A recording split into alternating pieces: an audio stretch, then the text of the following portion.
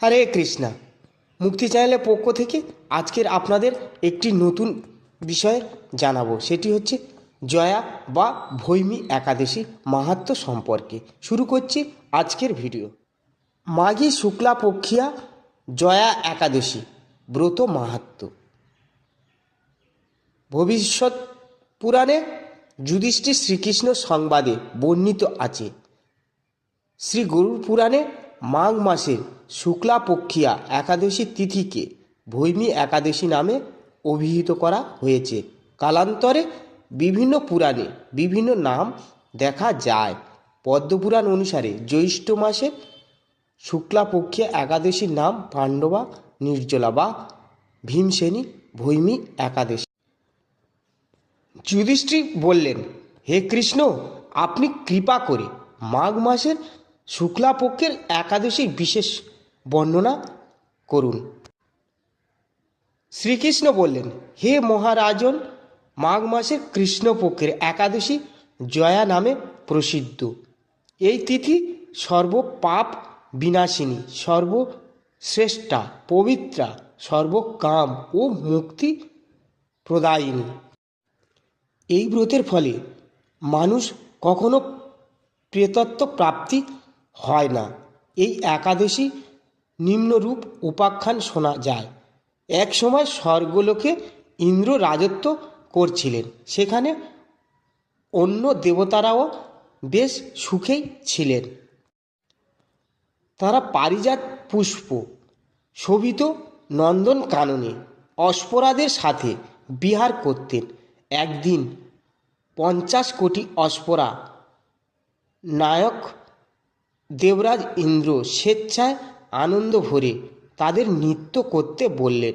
নৃত্যের সাথে গন্ধর্বগণ গান করতে লাগলেন। পুষ্পদত্ত, চিত্রসেন প্রভৃতি প্রধান প্রধান গন্ধর্বেরাও সেখানে উপস্থিত ছিলেন। চিত্রসেনের পত্নীর নাম মালিনী, পুষ্পবন্তী নামে তাদের এক কন্যা ছিল। পুষ্পদত্তের পুত্রের নাম মাল্যবান। এই মাল্যবান পুষ্পবন্তীর রূপে মুগ্ধ হয়েছিল। পুষ্পবন্তী পুনঃ পুনঃ কটাক্ষ দ্বারা মাল্যবানকে বশীভূত করেছিল।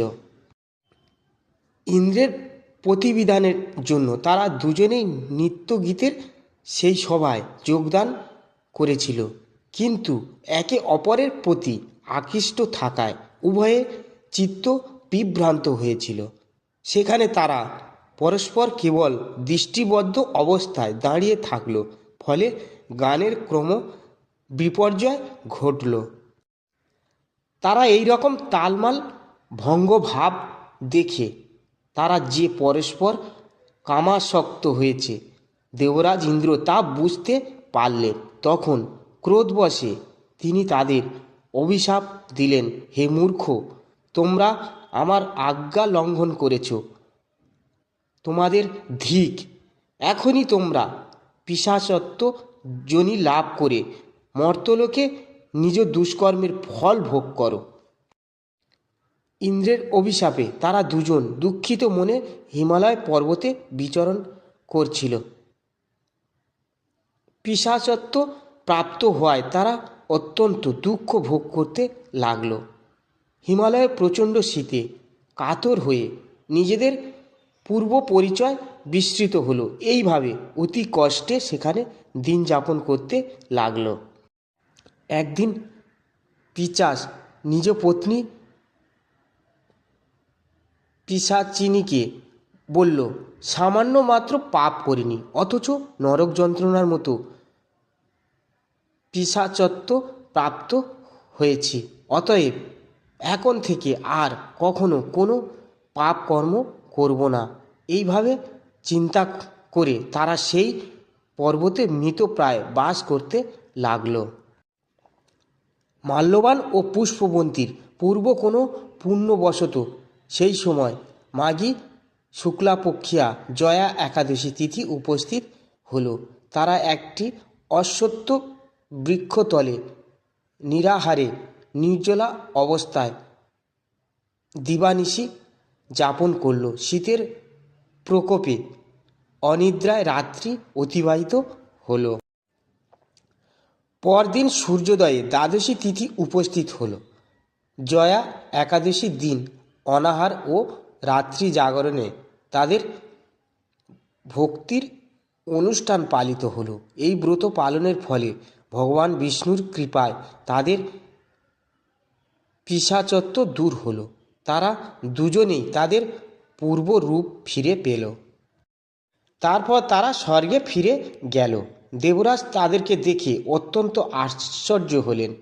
তিনি জিজ্ঞাসা করলেন, কোন পুণ্যর ফলে তোমাদের পিশাচত্ব দূর হলো? আমার অভিশাপ থেকে কে তোমাদের মুক্ত করল? মাল্যবান বললেন, হে প্রভু, ভগবান বাসুদেবের কৃপায় জয়া একাদশী ব্রতের পুণ্য প্রভাবে আমাদের পিশাচত্ব দূর হয়েছে। তাদের কথা শুনে দেবরাজ ইন্দ্র বললেন, হে মাল্যবান, তোমরা এখন থেকে আবার অমৃত পান করো। একাদশী ব্রতে যারা আসক্ত এবং যারা কৃষ্ণ ভক্তি পরায়ণ তারা আমাদের পূজ্য বলে জানবে। এই দেবলোকে তুমি পুষ্পবন্তী সাথে সুখে বাস করো।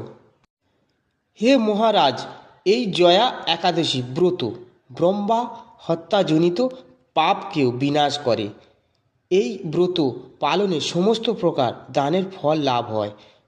সকল যজ্ঞ ও তীর্থের পূর্ণ ফল এই একাদশী প্রভাবে আপনা হতেই লাভ হয়। অবশেষে মহা আনন্দে অনন্তকাল বৈকুণ্ঠ বাস হয়। এই জয়া একাদশী ব্রত কথা পাঠ ও শ্রবণে অগ্নিষ্ঠ যজ্ঞের ফল পাওয়া যায়। প্রিয় ভক্তগণ, ভিডিওটা ছিল এই পর্যন্ত। যদি ভিডিওটা ভালো লাগে শেয়ার করবেন, লাইক করবেন, কমেন্ট করবেন এবং ভিডিও কেমন হয়েছে লিখে জানাবেন। হরে কৃষ্ণা কৃষ্ণা কৃষ্ণা হরে হরে, হরে রাম রাম রাম হরে হরে। হরি বল হরি বল।